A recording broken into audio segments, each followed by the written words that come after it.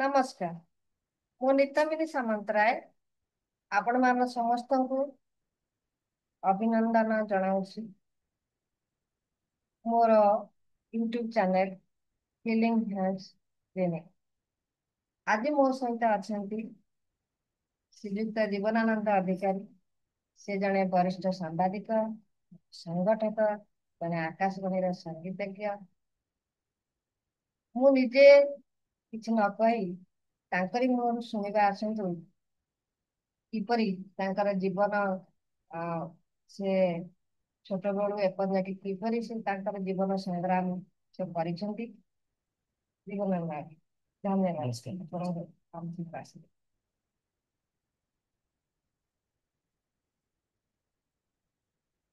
ପିଲାବେଳୁ ଆମେ ଯେତେବେଳେ ପାଠ ପଢୁଥିଲୁ, ବହୁତ ଛୋଟ ବେଳୁ, ସେତେବେଳେ ଆମେ କଣ କରିବୁ ସେ କଥା ସେତେବେଳେ ଜାଣିନଥିଲୁ। କେବଳ ପାଠ ପଢିବା ଉପରେ ଆମର ଗୁରୁତ୍ୱ ଥିଲା। ଅତି ଛୋଟ ବେଳୁ ଯେତେବେଳେ ଆମେ ପଞ୍ଚମ ଷଷ୍ଠ ଶ୍ରେଣୀରେ ପାଠ ପଢୁଥିଲୁ, ସେତେବେଳେ ଆମେ କଣ୍ଠ ସଙ୍ଗୀତ ଗାଇବା ଏବଂ ସଙ୍ଗୀତ ଶିଳ୍ପୀ ଭାବରେ ଆକାଶବାଣୀରେ ସେତେବେଳେ ଆମେ ଶିଶୁ ଅନୁସାରେ ଅଡିସନ ଦେଇଥିଲୁ ଏବଂ ସେତେବେଳେ ପାସ୍ କରିଥିଲୁ। ସେତେବେଳେ ମୋର ବାପା ଶ୍ରୀଯୁକ୍ତ ପରମାନନ୍ଦ ଅଧିକାରୀ ସେତେବେଳେ ଆମକୁ ପ୍ରଥମେ ଗୀତ ଶିଖେଇଥିଲେ। ପ୍ରଥମ ଗୀତ ମୁଁ ତାଙ୍କଠାରୁ ଶିଖିଥିଲି ଏବଂ ତାପରେ ସେ ମତେ ମୋର ଗୁରୁ ଶ୍ରୀ ଶୁକଦେବ ପତ୍ରୀଙ୍କ ପାଖକୁ ନେଇଥିଲେ ଏବଂ ଆମେ ତାଙ୍କ ପାଖରୁ ଗୀତ ଶିଖିଥିଲୁ। ତାପରେ ପୁଣି କିଛି ଦିନ ପରେ ମୁଁ ଭଜନ ସମ୍ରାଟ ଭିକାରୀ ବାବୁଙ୍କ ପାଖକୁ ଯାଇଥିଲି ଏବଂ ତାଙ୍କ ପାଖରୁ ମଧ୍ୟ ଗୀତ ଶିଖିଥିଲି।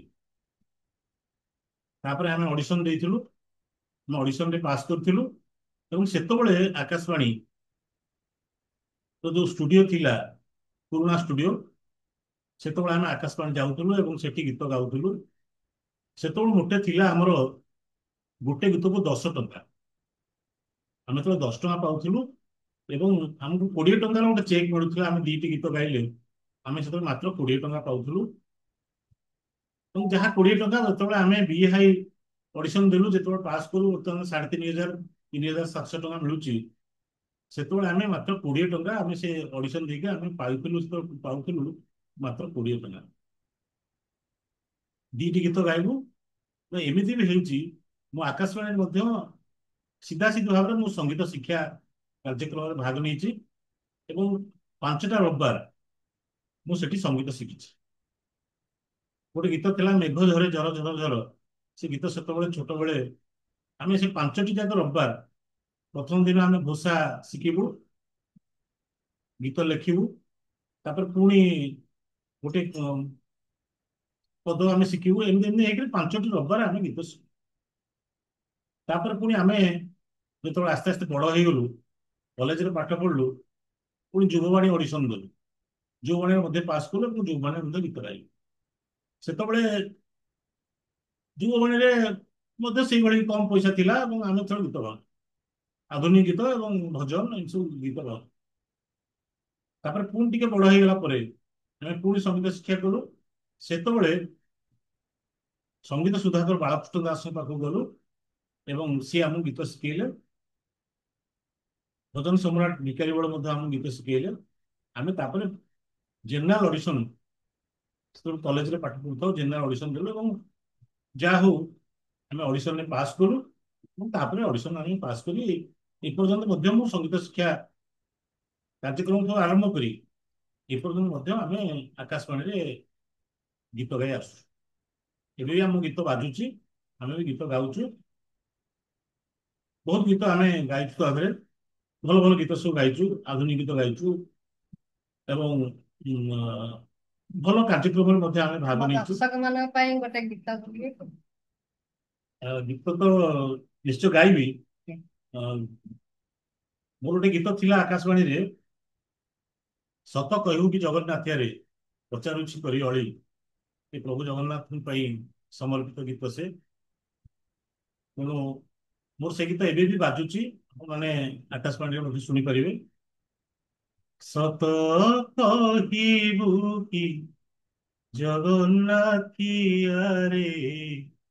ପଚାରୁଛି କରି କଳି,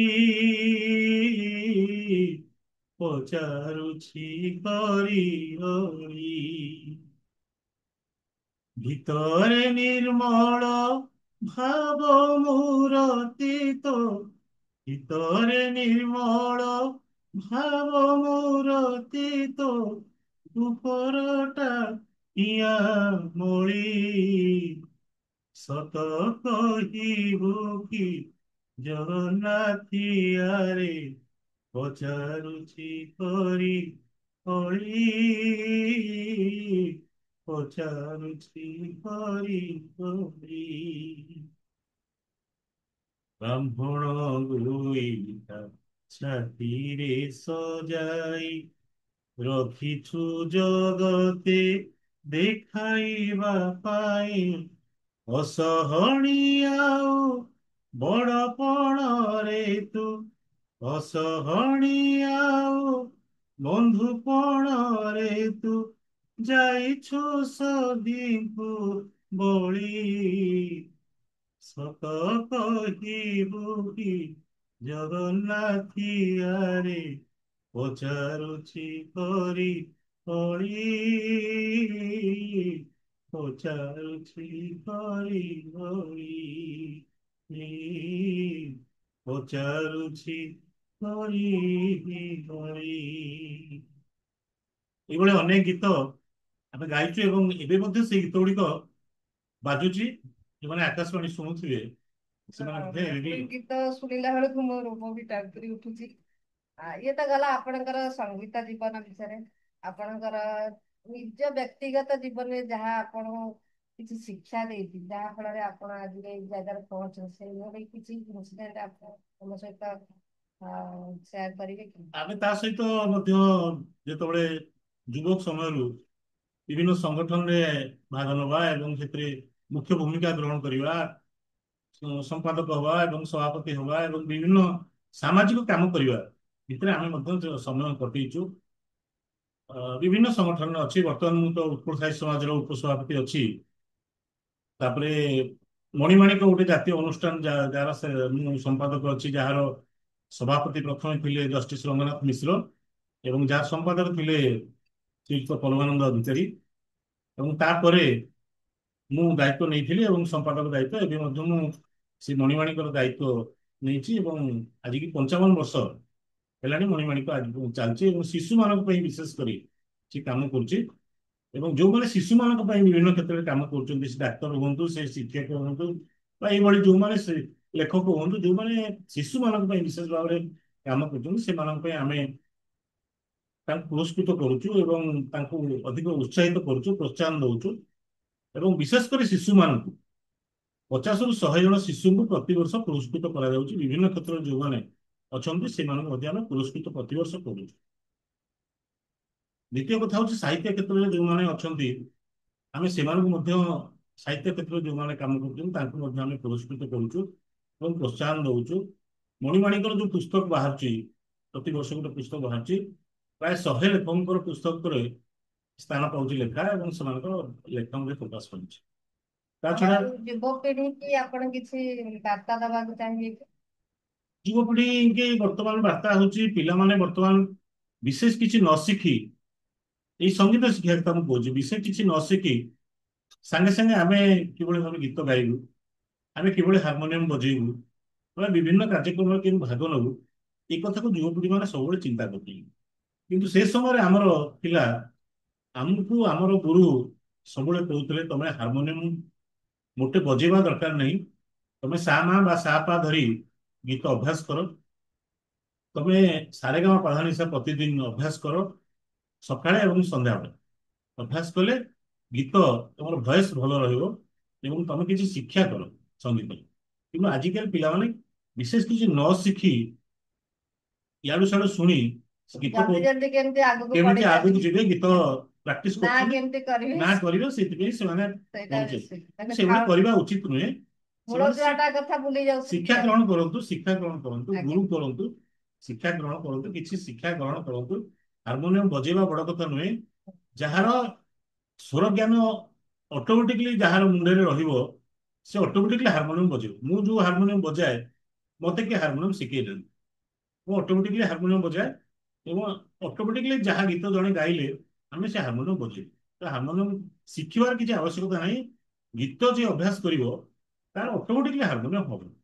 ସେଇଭଳି ପ୍ରଥମେ ଶିକ୍ଷା ଦରକାର। ପ୍ରତ୍ୟେକ ଜିନିଷରେ ଶିକ୍ଷା ନହେଲେ କିଛି ହବନି। ତେଣୁ ସଙ୍ଗୀତ ହଉଛି ଗୋଟେ ମହାବିଦ୍ୟା।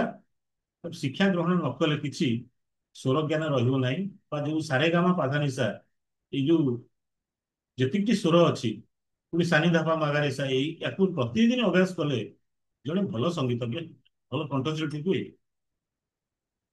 ଆପଣ ତ ମତେ ଜାଣିଛନ୍ତି, ମୋ ବିଷୟରେ ଆପଣ କଣ କହିବେ? ଆପଣ ତ ଭଲ ଲେଖନ୍ତି। ଆପଣ ଭଲ କବିତା ଲେଖନ୍ତି। ଭଲ ସାରସ୍ୱତ ସାଧନା କ୍ଷେତ୍ରରେ ଆପଣଙ୍କର ବେଶ ସୁନାମ ରହିଛି।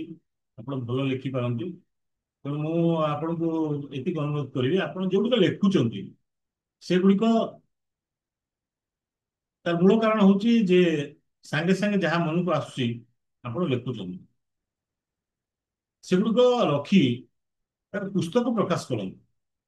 ପୁସ୍ତକ ପ୍ରକାଶ ନ କଲେ ଆପଣଙ୍କର ଯୋଉ ସାମ୍ପୁଲ ଆପଣଙ୍କର ଯୋଉ ଅଛି, ଆଜି ଯୋଉ ଜିନିଷ ଗୁଡ଼ିକ ଅଛି, କାଲି ସକାଳେ ଆମେ ଭବିଷ୍ୟତ ଆମର ଯେତେବେଳେ ପିଲାମାନେ ଆମର ଦେଖିବେ, ମୋ ମା ଲେଖୁଥିଲା, ମୋ ଭଉଣୀ ଲେଖୁଥିଲା, କି ମୋ ସ୍ତ୍ରୀ ଲେଖୁଥିଲା, ଏଇ ଯୋଉ ସନ୍ତକ ଟିକକ ରହିବ, ସେ ସନ୍ତକ ଟିକକ ପୁସ୍ତକ ନହେଲେ ରହିପାରିବ ନାହିଁ। ତେଣୁ ମୋର ଅନୁରୋଧ ଯେ ଆପଣ ବହି ଛାପନ୍ତୁ, ସେଗୁଡ଼ିକ ସବୁ ସଂଗ୍ରହ କରିକି ବହି ଛାପନ୍ତୁ। ଏବଂ ଆପଣଙ୍କର କମ୍ପ୍ୟୁଟର ନଲେଜ ଭଲ ଅଛି, ଆପଣ ମଧ୍ୟ ଚାହିଁଲେ ପୁସ୍ତକ ଭଲ ଛାପି ପାରିବେ। ଆଉ ମୁଁ ଜାଣିଛି ଯେ ଆପଣଙ୍କର ସ୍ୱାମୀ ମଧ୍ୟ କମ୍ପ୍ୟୁଟରରେ ଭଲ ଜ୍ଞାନ ଅଛି ତାଙ୍କର, ସିଏ ମଧ୍ୟ ଚାହିଁଲେ ଆପଣଙ୍କୁ ସହଯୋଗ କରିପାରିବେ। ତେଣୁ ଆଜି ଆପଣ ମୋର ଯୋଉ ପ୍ରଶ୍ନ ଆପଣଙ୍କ ସମ୍ପର୍କରେ ପଚାରିଲେ, ଆପଣ ତ ଅଗାଧ ଜ୍ଞାନ ଆପଣଙ୍କର, ତେଣୁ ମୁଁ ବିଶେଷ କିଛି କହିବି ନାହିଁ। ତେଣୁ ଆପଣ ନିଶ୍ଚିତ ଭାବରେ ପୁସ୍ତକ ଛାପିବାର ବ୍ୟବସ୍ଥା କରନ୍ତୁ। ଧନ୍ୟବାଦ ଦାଦା, ଆପଣ ଏଠିକି ଆସିଥିବାରୁ ଏବଂ ଆମ ଦର୍ଶକ ମାନଙ୍କୁ କିଛି କହିଥିବାରୁ।